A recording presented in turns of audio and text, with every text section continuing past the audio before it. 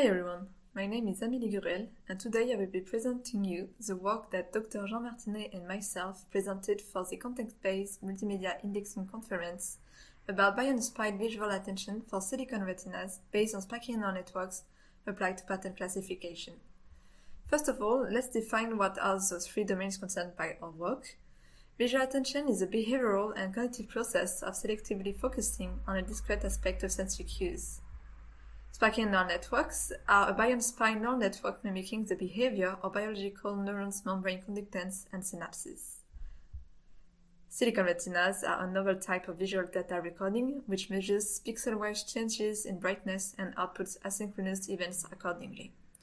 In our work, in order to perform pattern recognition, we aim to apply visual attention mechanisms to event data produced by silicon retina using spiking neural networks. The presentation will be divided in three different parts. First, I will be talking about the biological background to visual attention. Then I will be talking about the work related to our paper. And then finally, I will talk about our contribution to adapt the biological attention mechanisms to a computational model. First of all, let's take a look at the biological background, and more specifically to attention. What is attention? It is a selective focus on a discrete aspect of sensory cues while disregarding other perceivable information.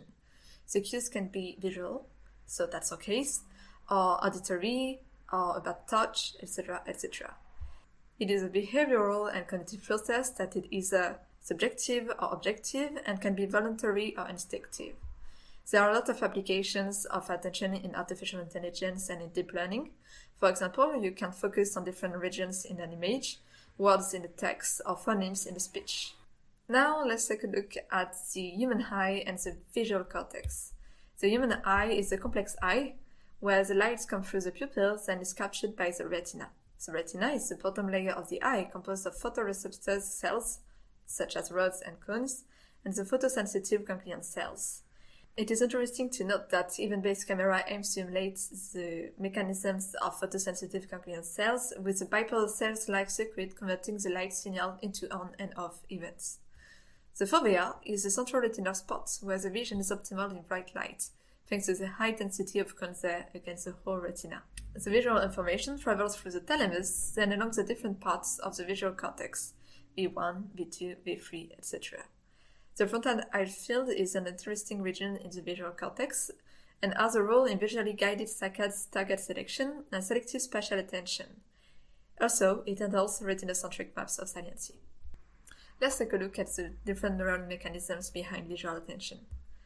Moore and Zustak defined three dichotomies in visual attention in 2017.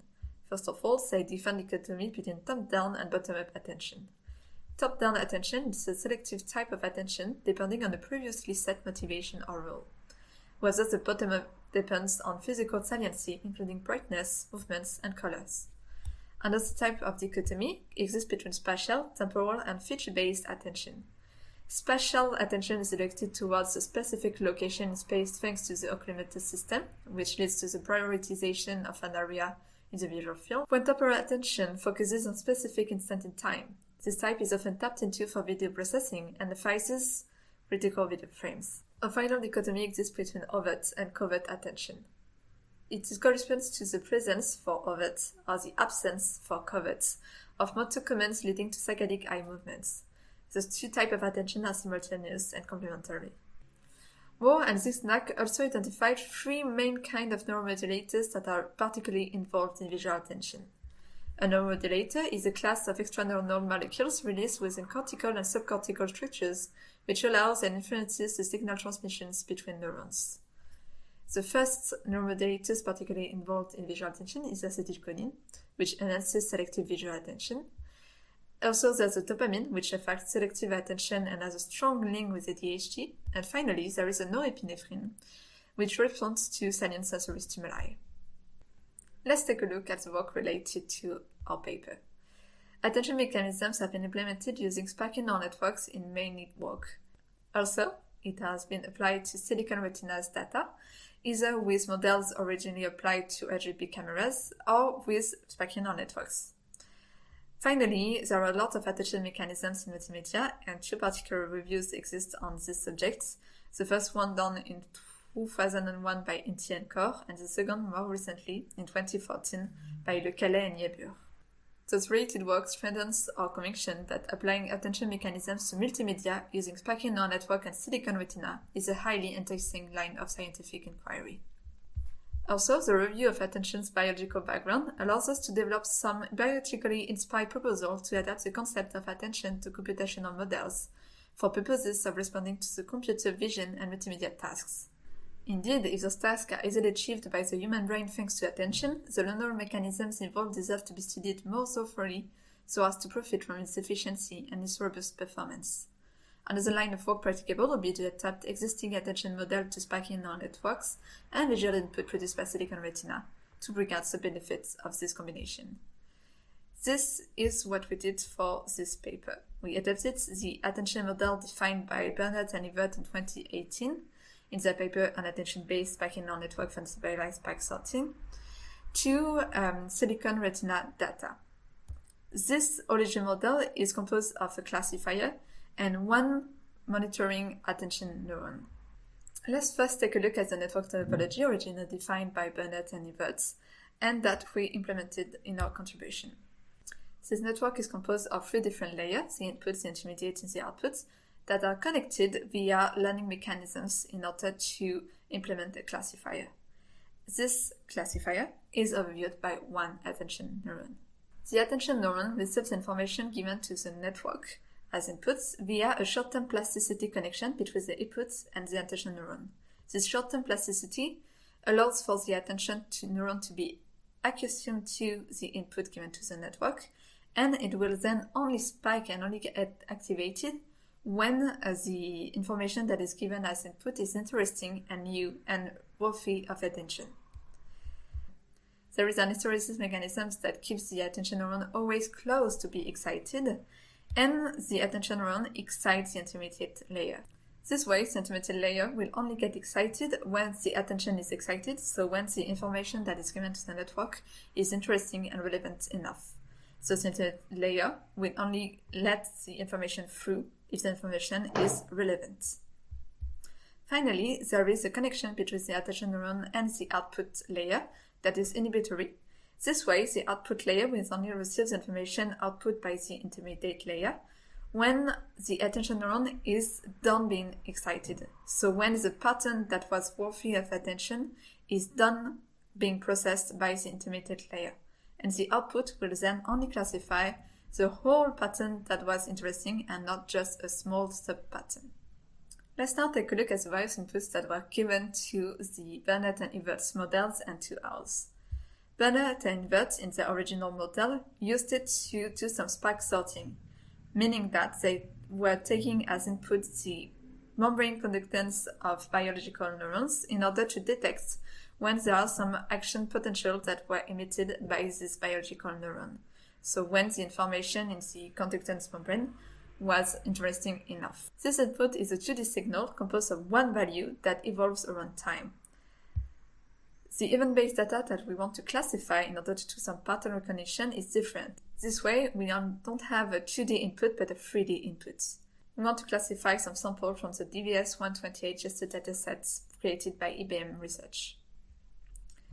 Bernard and Evert, in their original model, implemented the input layer such as the network as a small memory of the signal that was received on a short time window.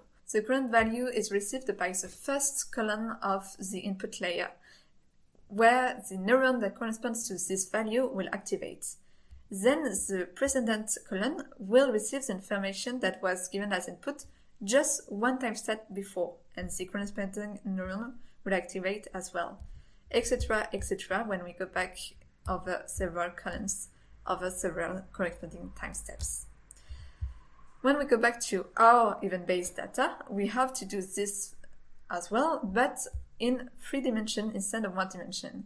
So we have the 2 dimensions corresponding to the X and the Y of the silicon retina, and then a 3rd dimension that corresponds to delayed neurons that implement pattern memory. Let's look at an example. Garrick proposes in this figure a classic case of study for event-based data. So there is a small dot that goes round, and we only see the dot moving thanks to the event-based camera.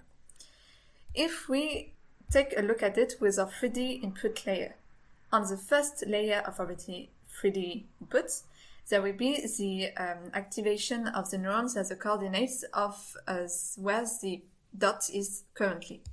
Then on the layer presently, we have the neurons where the dot was just before that will be activated, etc., etc. of a different layer, and we'll just concatenate this different layer in order to have a 3D input. Finally, here are our most recent results. In this figure, I presented the activation patterns of the different layers of our network. When the network is presented with 50 samples of 3 different categories from the DBS128 gesture dataset. These results are obtained with those hyperparameters. With those hyperparameters, we get this accuracy according to different type of information encoding. So with rate coding, we obtained a 0.78 accuracy, with latency coding 0.56, and with rank order coding 0.28. It is really interesting because with random, since we are trying to classify 3 different categories, we will only get 0.33, and with rate coding we get more than twice this accuracy. From this, we have some further developments in mind. We would like to fine-tune the hyperparameters in order to improve our accuracy. We would like to apply the model to other tasks, such as maybe segmentation. We would like to benchmark the model with other datasets and compare to other multimedia models. We would like to improve the accuracy measures using spiking neural network. And finally, we would like to improve the interpretation of the output of the network, maybe using a 4th layer of spiking neural network that could classify what is output by the output layer. Here are our bibliographical references. Thank you for your attention. Do you have any questions?